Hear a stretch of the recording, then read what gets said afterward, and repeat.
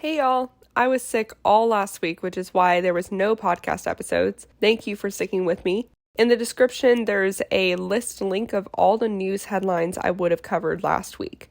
I definitely recommend glancing through that list. And if I sound still a little congested, that's why. Okay, back to today's episode. Can buildings take up carbon dioxide? And why was an award-winning Vietnamese environmentalist arrested? Welcome to the Climate Recap from the Beckisphere Climate Corner, your go-to place for international and US-based climate news. I'm Becky Hogue, a science writer.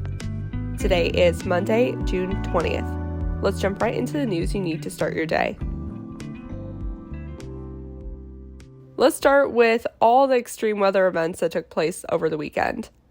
Southern China experienced record rainfall, heat waves, and a tornado at the same time. The largest area hit by this combination of extreme weather events was the megacity Guangzhou, where millions have been displaced. Southern China expects to see extreme rainfall until Tuesday. This round started on Friday, but it was soon after a previous rainfall event. At least 7 provinces have issued storm and flood warnings. Meanwhile, temperatures surpassed 104 degrees Fahrenheit or 40 degrees Celsius. Over in Bangladesh and India, monsoon storms have killed at least 41 people and left millions stranded this weekend.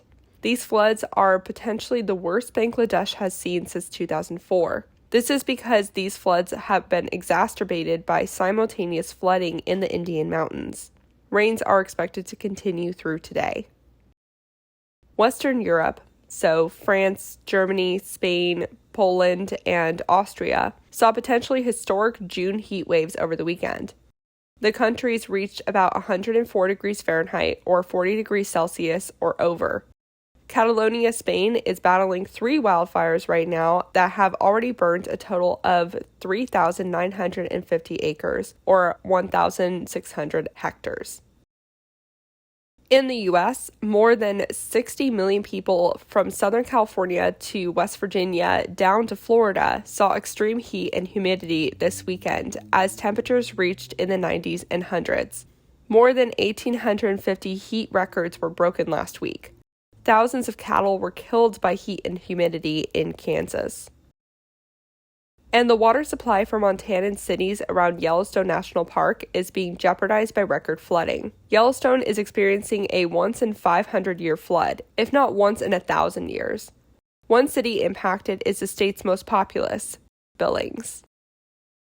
Now on to a climate study. Mining waste management is becoming a more pressing concern as mining ramps up globally for the clean energy transition, and yet extreme weather events, particularly extreme rainfall, can destabilize waste facilities.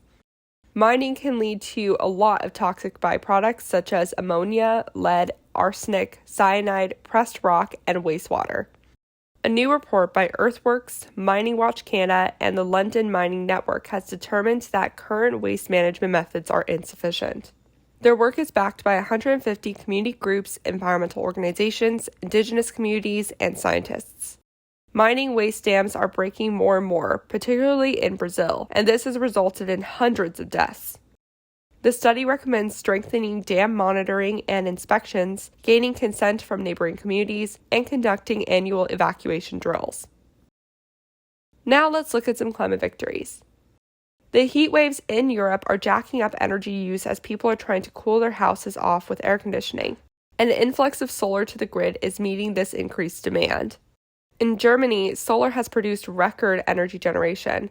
At one point in the afternoon last Wednesday, solar represented 60% of the state's energy supply. For context, about 10% of Germany's annual energy consumption is met by solar. The country has a new goal to increase solar generation from 59 gigawatts to 200 gigawatts by 2030. That same day, solar represented 23% of Spain's energy generation, 19% of France's, 23% of the UK's, and 27% of Italy's, which are all high percentages compared to their annual averages. Over in the U.S., the Center for Biological Diversity and Wild Earth Guardians are suing the Interior Department's Bureau of Land Management for violating 3 federal laws and 2 executive orders by approving more than 3,500 oil and gas permits in New Mexico and Wyoming. The groups are represented by the Western Environmental Law Center. The lawsuit claims that while the BLM recognizes that drilling on federal lands represents 8% of the nation's emissions, the Bureau doesn't account for how these emissions impact endangered plants and animals. I'll let you know if this goes anywhere. Meanwhile, the Energy Department announced it gave 18 new grants, which represents $39 million, to incentivize research into buildings that can pull carbon dioxide from the atmosphere.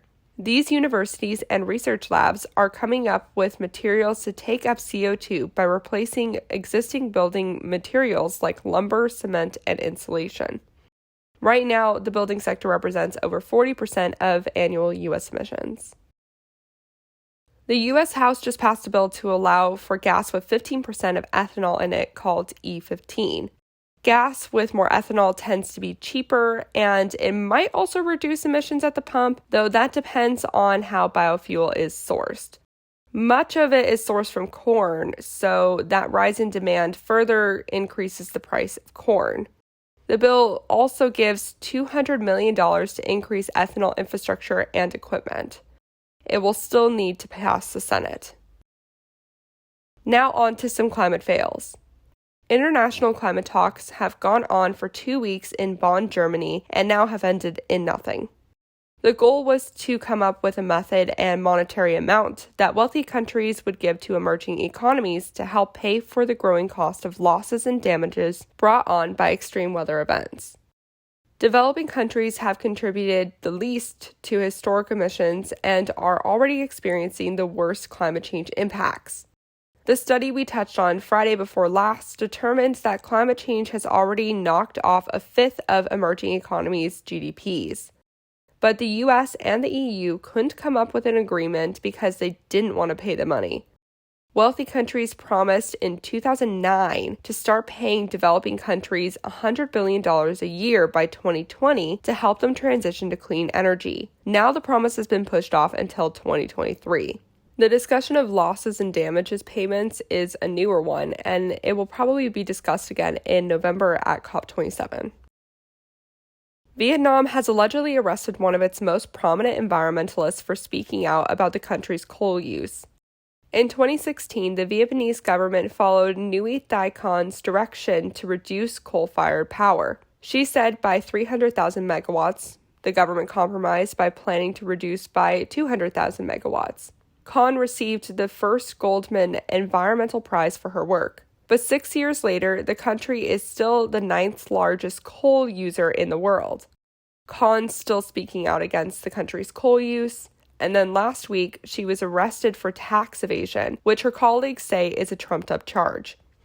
In January, 3 other environmentalists were arrested who spoke out against the country's coal use. Legal experts in Vietnam and people from the Goldman Environmental Foundation say these arrests show a worrying trend by the government. Quan has been a significant player in moving the country towards clean energy. During COP26, the latest big UN climate conference, Vietnam pledged to phase out coal by 2040. Quan was open about her concern that Vietnam won't hit that target, and now she's in jail. Over in the U.S., a U.S. flood program by the Federal Emergency Management Agency might be breaking civil rights laws, according to an E&E News investigation. The flood program elevated houses to improve the resiliency to flooding, but the reporters found that program money disproportionately went to wealthy and white people. This violates the 1988 Stafford Act, which requires emergency funding to be given out equitably. Let's finish off today with a chemical news headline. The New England Journal of Medicine announced it's expanding its coverage of the intersection of climate issues and public health, starting with fossil fuel-driven health concerns.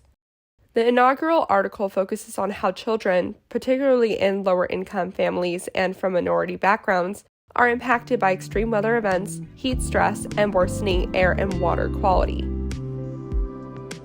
And that was your climate news for Monday, June 20th. If you like the work I do, please follow this podcast, give it a 5-star rating, leave a review, and consider checking out the Beckisphere Climate Corner YouTube channel.